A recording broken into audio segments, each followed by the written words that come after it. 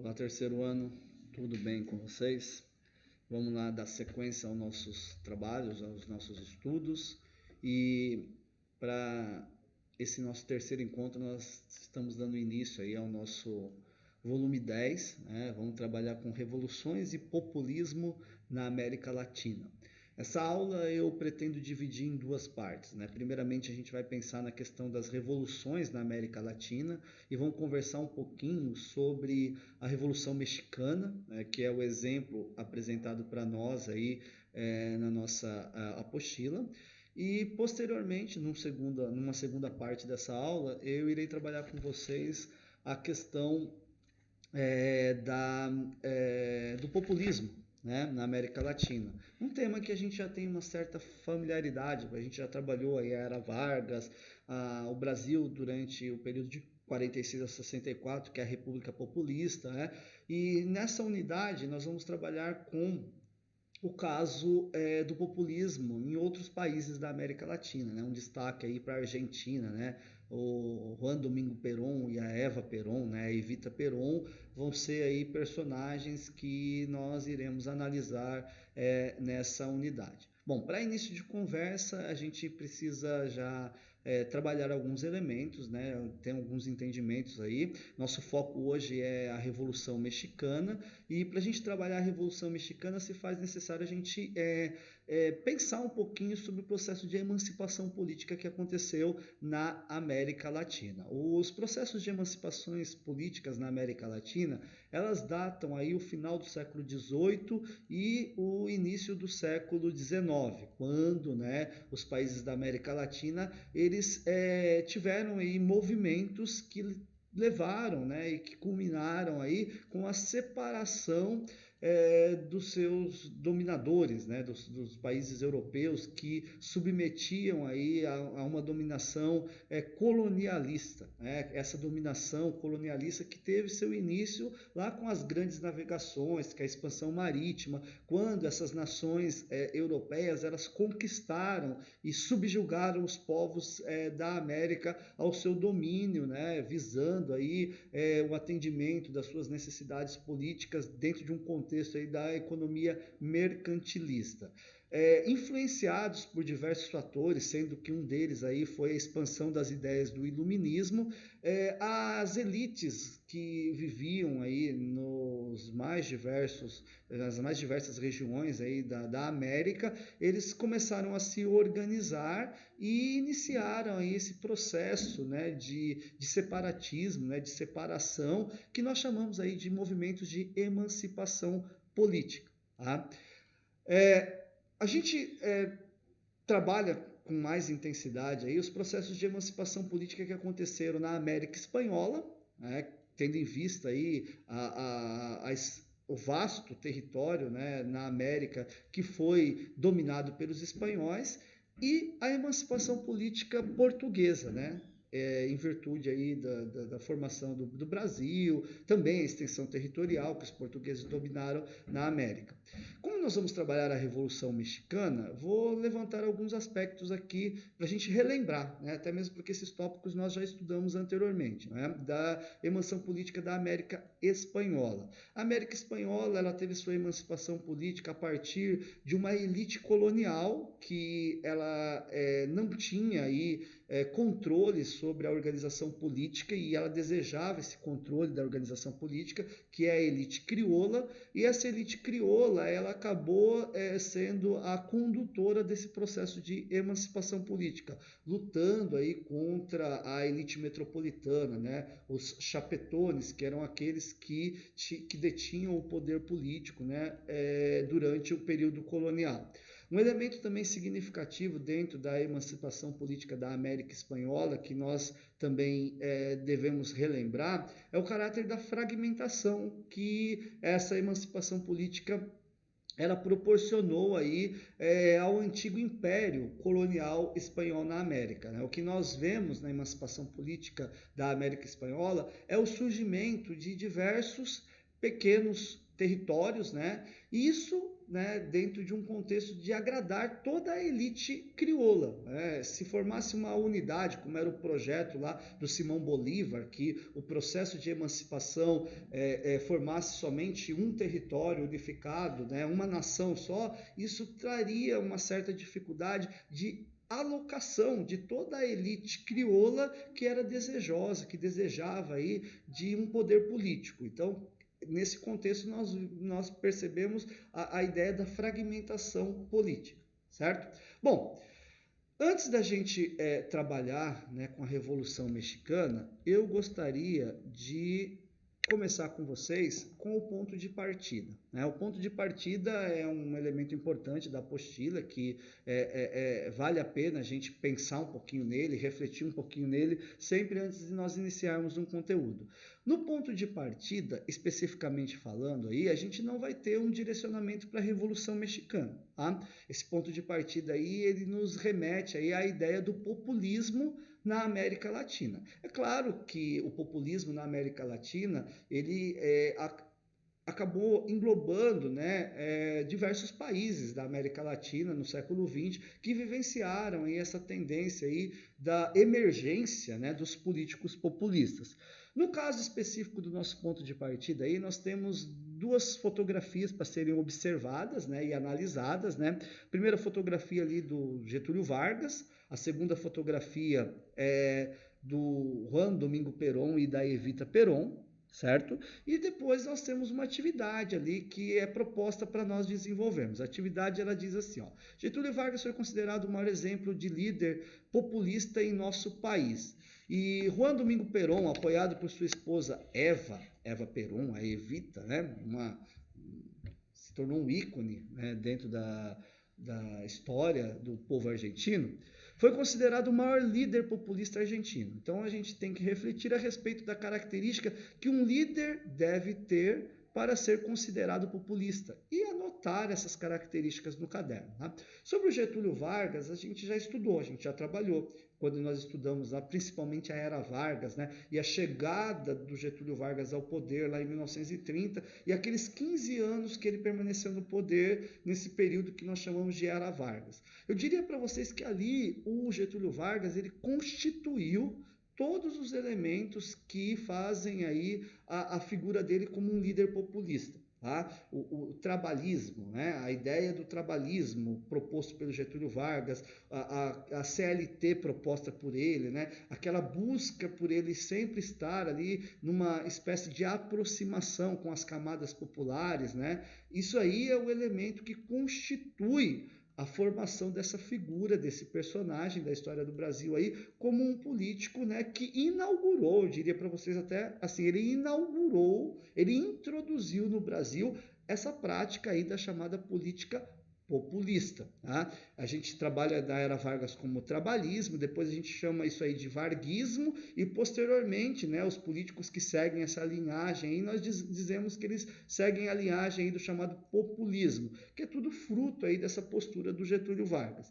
O Perón e a Evita, né, a Eva Perón, nós vamos estudar ao decorrer desta unidade, mas especificamente falando, né, o que um líder, né, o que uma pessoa tem que ter aí para ser considerado aí um político populista? Bom, carisma junto às camadas populares, né? Desenvolvimento de projetos que agradem aí essas camadas populares, né? Como por exemplo aí uma legislação trabalhista, né? Ou uma intervenção no processo aí de concentração fundiária, né? Quando o político ele inicia um projeto de reforma agrária, ou seja, né? Um político, para ele ser considerado populista, ele tem que buscar primeiro essa aproximação com os grupos populares, com as massas, tá? Mas vale destacar, né, que dentro dessa política populista, o líder ele também tem que equilibrar as forças. Ele também precisa aí, buscar outras classes sociais, buscar o apoio de outras classes sociais, mesmo que isso represente um certo antagonismo, como por exemplo assim, agradar os trabalhadores mas não se esquecer de estar agradando também os empresários, os industriais, né, os latifundiários, né? É antagônico, é contrário, é oposto, é difícil, parece impossível, mas o líder populista ele tem que buscar esse equilíbrio de forças. Um elemento que a gente pode lembrar e faz parte aí dessa reflexão é a gente lembrar do apelido que o Getúlio Vargas ele teve, né? Pai dos pobres e mãe dos ricos, né? O que significa? Eu deixo para vocês essa indagação. O que significa essa ideia dele ser considerado pai dos pobres e mãe dos ricos, né? Bom, vamos trabalhar agora com a questão da Revolução Mexicana. Para a gente trabalhar com o aspecto aí da chamada Revolução Mexicana, que o professor vai trabalhar com vocês, eu gostaria que vocês atentassem aí para essa projeção que eu vou colocar agora aí. É uma música conhecida, né? Ao término da música eu vou fazer um comentário acerca dessa música e eu vou colocar essa música aí dentro do contexto daquilo que nós vamos estudar aí da chamada Revolução Mexicana, tá? Alguns minutinhos aí só de atenção de vocês.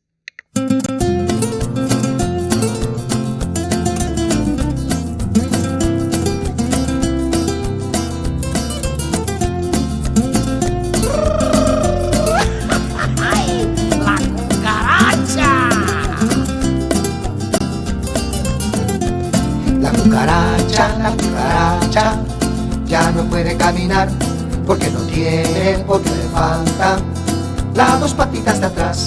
La cucaracha ya no puede caminar porque no tiene, porque le falta marihuana que fumar. Con las barbas de Carranza voy a hacer una toquilla pa' poner en el sombrero del famoso Pancho Villa. Con las barbas de Carranza voy a hacer una toquilla pa' poner en el sombrero del famoso Pancho Villa. La cucaracha ya no puede caminar porque no tiene, porque le falta las dos patitas de atrás. La cucaracha ya no puede caminar porque no tiene, porque le falta marihuana que fumar.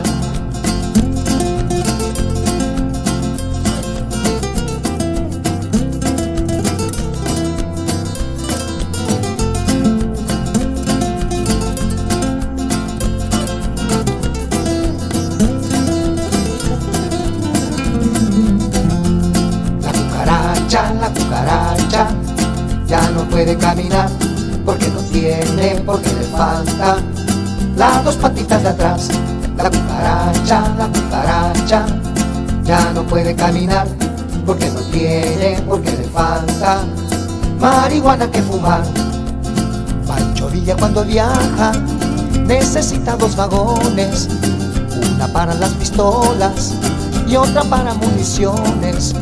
Pancho Villa cuando viaja necesita dos vagones, una para las pistolas y otra para municiones. La cucaracha ya no puede caminar porque no tiene, porque le falta las dos patitas de atrás.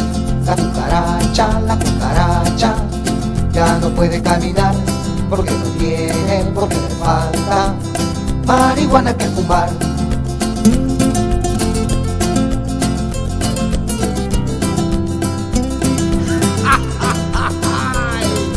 Viene la cucaracha, compadre, con su botella de vino. La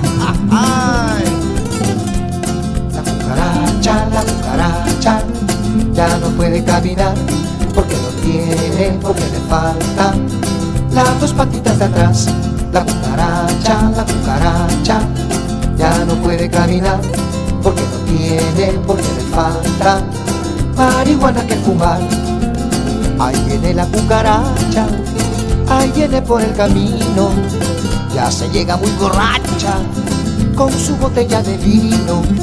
Ahí viene la cucaracha, ahí viene por el camino, ya se llega muy borracha, compadre, con su botella de vino. La cucaracha ya no puede caminar porque no tiene, porque le falta las dos patitas de atrás.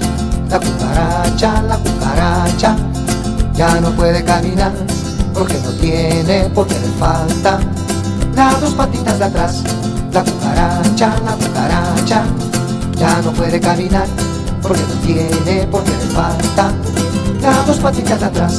La cucaracha, ya no puede caminar porque no tiene, porque le falta marihuana que fumar.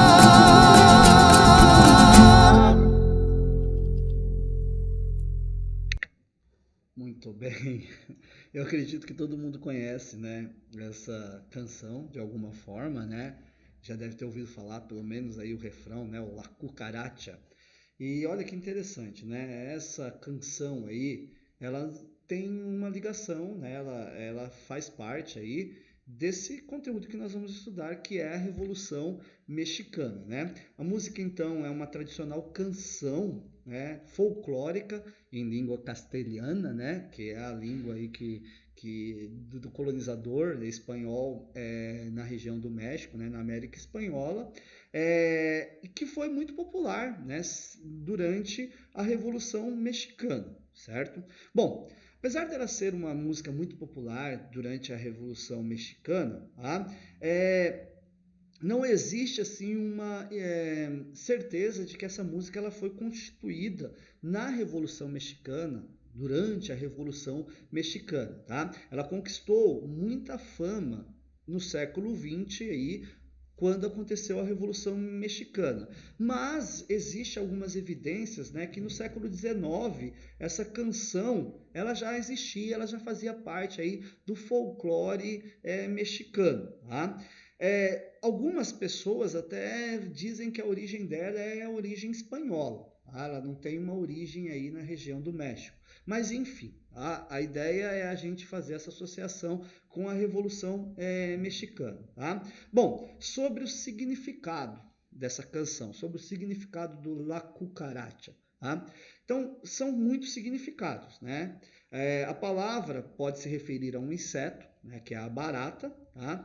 Pode ser usado de forma depreciativa contra uma pessoa, ou também uma gíria para se referir à marihuana, tabaco adulterado com a marihuana, ou qualquer outra erva. Vocês devem ter percebido aí na tradução, né, da música que marihuana seria maconha, né? Bom, outra versão faz referência a um personagem e na letra da música aparecem vários personagens, né, da Revolução Mexicana, mas uma das versões faz referência aí ao general Pancho Villa, que na época da Revolução viajava num Ford T, junto com seus guardas, com braços e pernas sobressaindo para todos os lados, um carro muito pequeno, né?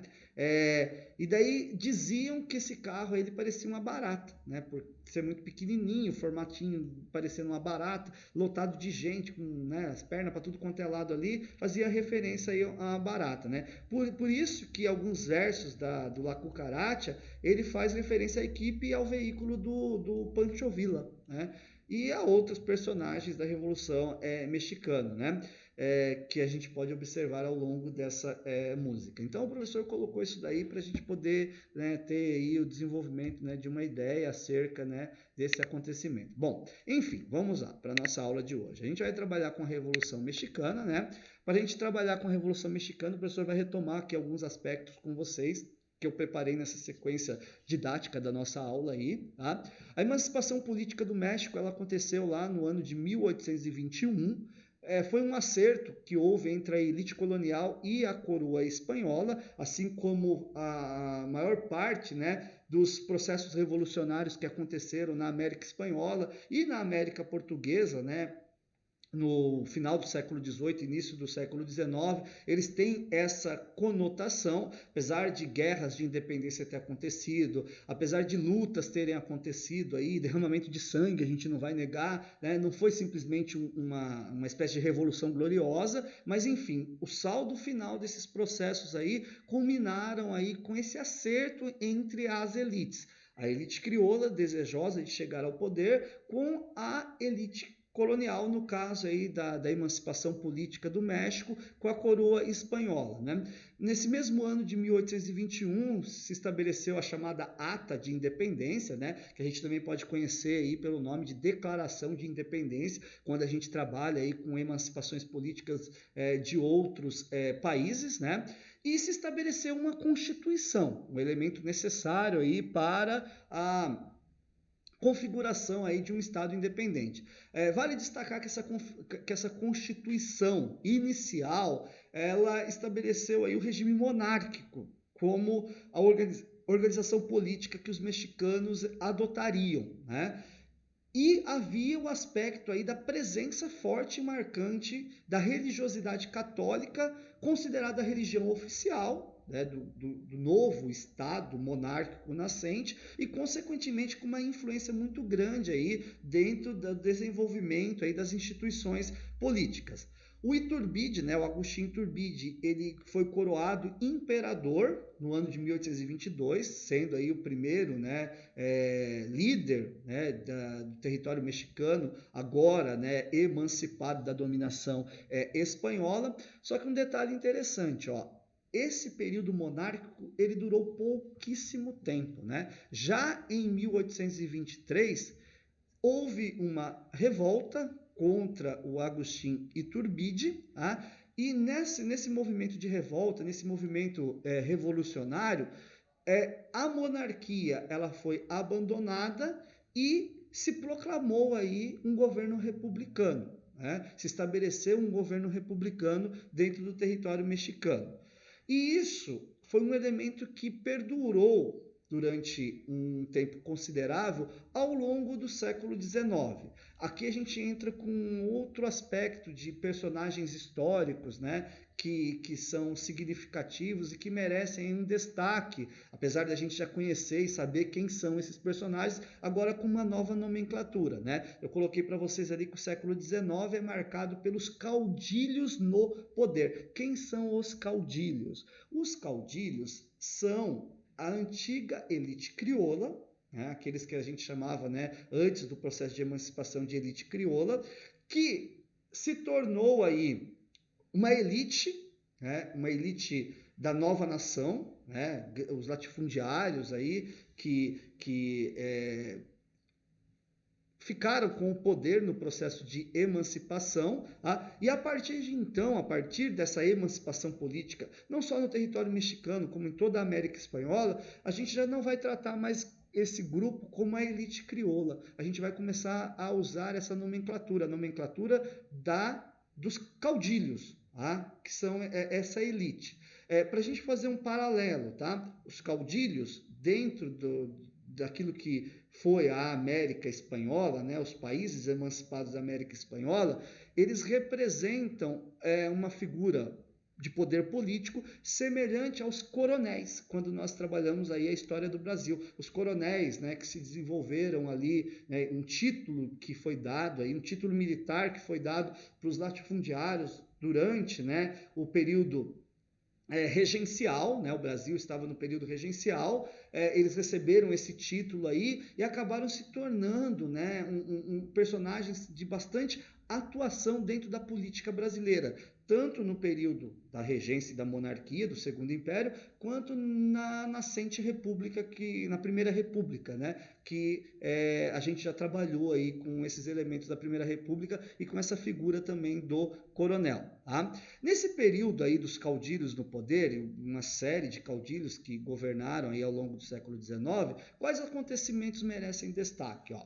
A perda de território para os Estados Unidos, né? Então a parte norte do território mexicano, eles acabaram perdendo essas terras aí para o governo estadunidense, que expandiu o território estadunidense naquela região, essa fronteira, né, entre México e Estados Unidos, que ela é bastante vigiada hoje, né, e existem muitos elementos ali ao sul do território estadunidense que têm uma proximidade muito maior com o México, de características culturais ou até mesmo de aspectos étnicos da população do sul dos Estados Unidos, né?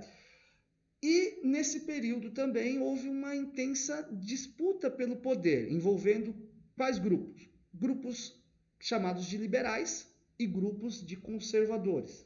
Tá? Os políticos ou os caudilhos liberais versus os caudilhos políticos conservadores. E essa disputa pelo poder acabou estabelecendo uma guerra civil. Tá? Essa guerra civil, ela se desenrolou levando à vitória dos liberais. E com essa vitória dos liberais, nós temos um personagem que chega ao poder na República Mexicana, que é o Benito Juárez. Ele assumiu o poder. O Benito Juárez ele assumiu o poder e essa vitória contra aí, os conservadores não representou aí uma apaziguação dessa disputa pelo poder. Tá? Isso por quê? Porque logo que assumiu o poder, o Benito Juárez ele teve que enfrentar uma invasão estrangeira. Tá? Qual invasão estrangeira? Os franceses, que foram aliciados, houve uma busca de ajuda dos conservadores junto ao governo francês, visando derrubar o Juárez do poder. Tá?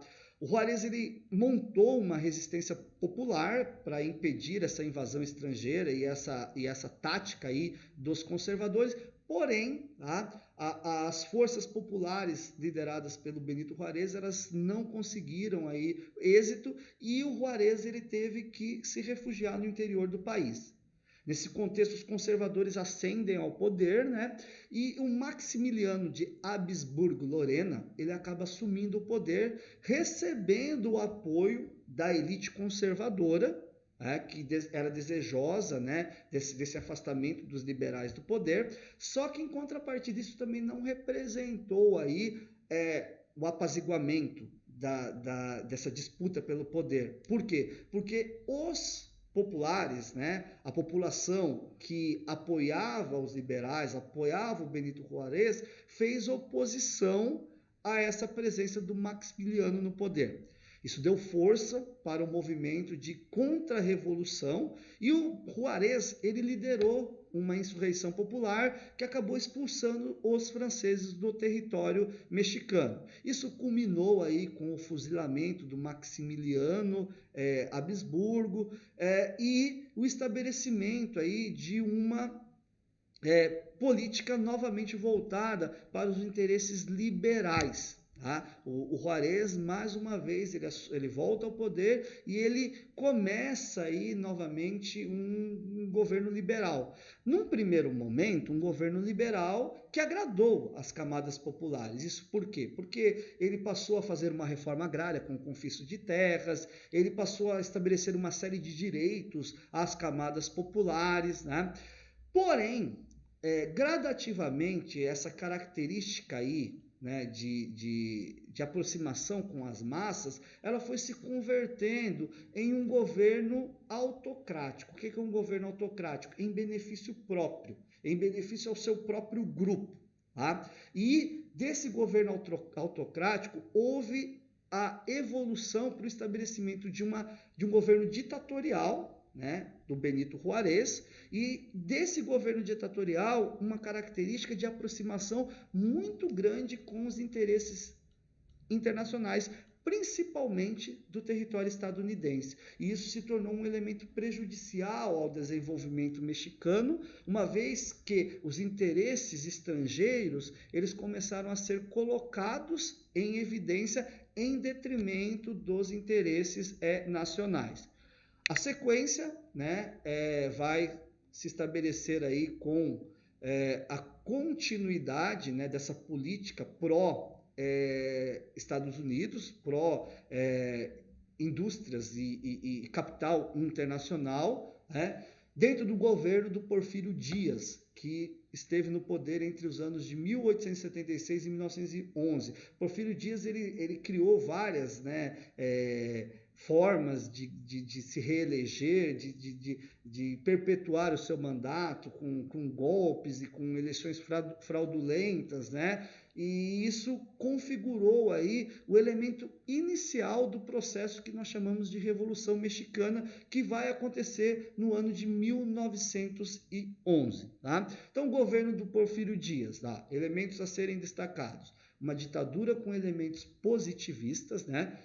Elementos, né, estabelecidos a ideia de ordem, né, social para haver aí um progresso nacional, benefícios para os interesses internacionais, principalmente os interesses das indústrias estrangeiras estabelecidas no território mexicano e um destaque especial aí para o capital estadunidense, uma base agrária latifundiária, né? Benefícios aí para uma elite agrária, né? E a formação de um estado oligárquico, onde esse grupo agrário aí sustentava o poder do Porfírio Dias. Tá?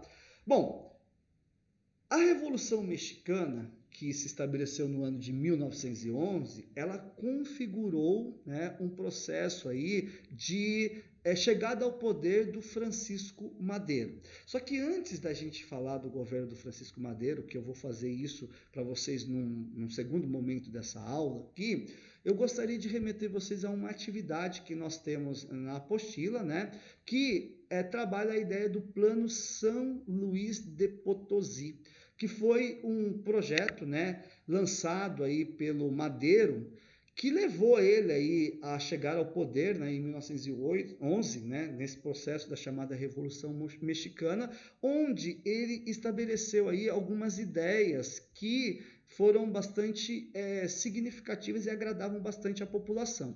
Então, o professor gostaria, né, que para nós termos a sequência dessa aula, né, a aula 2 sobre a Revolução Mexicana, que vocês dessem uma olhadinha, né, nessa atividade aqui, né, que eu iniciarei a minha próxima aula exatamente fazendo um comentário disso daqui, dentro do contexto da oposição do Madero e da sua chegada ao poder, e um elemento contraditório, né, que esse projeto aqui ele teve dentro do governo aí do Madero. Bom, a gente inicia na próxima aula. Muito obrigado.